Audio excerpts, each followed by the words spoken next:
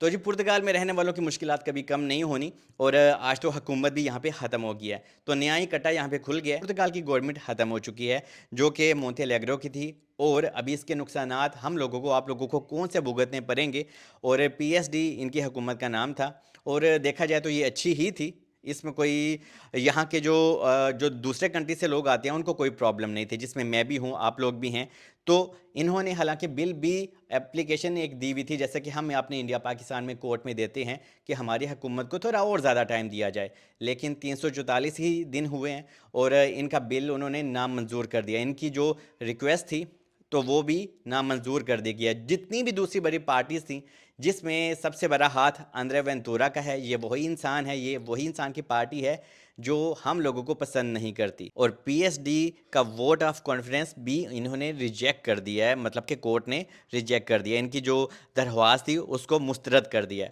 اور یہ ہوتا کیا ہے ووٹ آف کانفیڈنس؟ آپ کو آسان لفظوں میں کہوں تو جب کوئی حکومت خطرے میں پڑ جاتی ہے یا پھر ان کی کرسی، اور زیادہ آسان لفظوں میں کہوں تو خطرے میں پڑ جاتی ہے، تو وہ کورٹ کو ایک ریکویسٹ کرتے ہیں کہ ہمیں اور موقع دیا جائے، اور جس میں دوسری جتنی بھی سیاسی جماعتیں ہوتی ہیں وہ بھی وہاں پہ شرکت کرتی ہیں، کیونکہ انہی نے ووٹ ڈالنے ہوتے ہیں، اور جو دوسری پارٹیز ہوتی ہیں اگر وہ ووٹ ان کے حق میں ڈال دیں،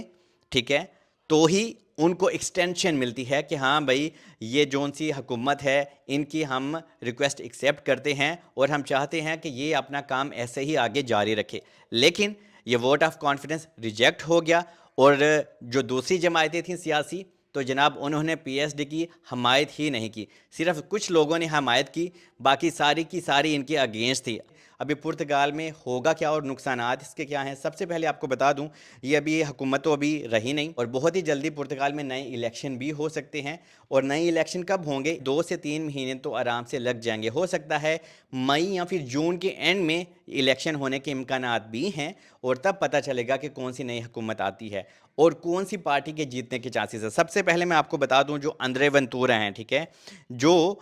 ہم لوگوں کو پسند نہیں کرتے، ان کا جو ووٹ بینک ہے وہ 10% اوپر گیا ہے، اور جو دوسری پارٹیوں کا، جس میں یہ میں مونتے نیگرو کی بات کروں تو جناب ان کا ووٹ بینک 4 سے 5% نیچے گر گیا ہے۔ کیوں؟ کیونکہ یہاں پہ جو ان کی پالیسیز ہیں لوگوں کو بھی پسند نہیں آئیں، اور اوپر سے اندرے ونتورا نے کوئی کسر نہیں چھوڑی، کیونکہ وہ ہمیشہ کہتے رہتے ہیں اندرے ونتورا کہ ہاں بھائی یہاں پہ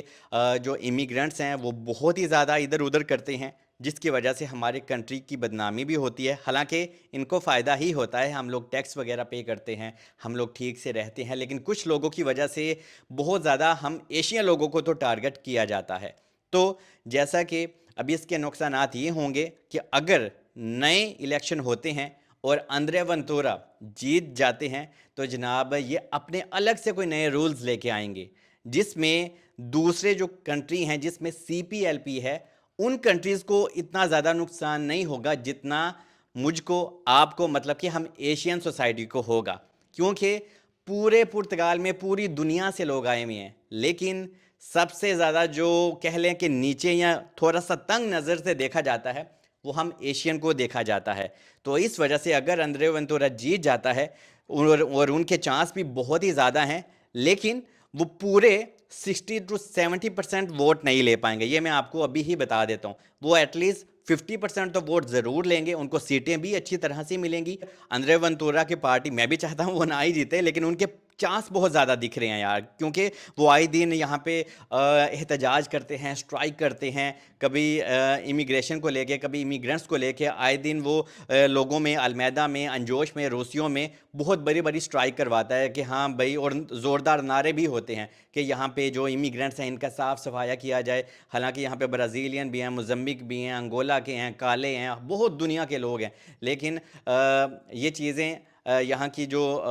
بیک حکومت ہے ان کو پسند نہیں ہے۔ تو اگر اندرے ونتورا کی حکومت جیت گئی تو اس سے ہم لوگوں کو نقصانات کافی زیادہ ہو سکتے ہیں، لیکن جن کے پاس پہلے سے ڈاکومنٹس ہیں، کوئی ریزیڈنس پرمٹ ہے یا کوئی ایسی ویسی چیز ہے، یا پاسپورٹ وغیرہ ہیں، یا وہ اپنی نیشنلٹی کے آس پاس ہیں، ان کو کوئی پریشانی نہیں ہوگی۔ لیکن नए आने वाले जो लोग हैं, जो बेचारे पुर्तगाल ही एक सहारा होता है जहाँ पे हम लोगों को डॉक्यूमेंट्स मिलते हैं, तो उन लोगों के लिए थोड़ी सी और परेशानी हो सकती है। और पुर्तगाल में इमिग्रेशन ओपन होने के इम्कानात अभी और थोड़ा डिले हो जाएगा, क्योंकि जो नॉर्मल इमिग्रेशन थी वो फ़िलहाल बंद है, जैसे कि आर्टिकल 88, 89। और अगर अंद्रे वेंतुरा जीत जाते हैं तो इस टाइम को या तो वो प्रॉपर बंद भी कर सकते हैं या फिर थोड़ा सा और ज़्यादा डिले भी कर सकते हैं। और एक चीज़ मैं आपको और बताता चलूँ कि आजकल में, या हो सकता है इसी वीक में, आपको एक और न्यूज़ में सुनने में आएगी, क्योंकि ये जो हुकूमत इतनी जल्दी से अभी ये टूट फूट गई है, तो इसके नतीजे में अभी बहुत जल्दी से असरात और इम्पैक्ट भी नज़र आएंगे।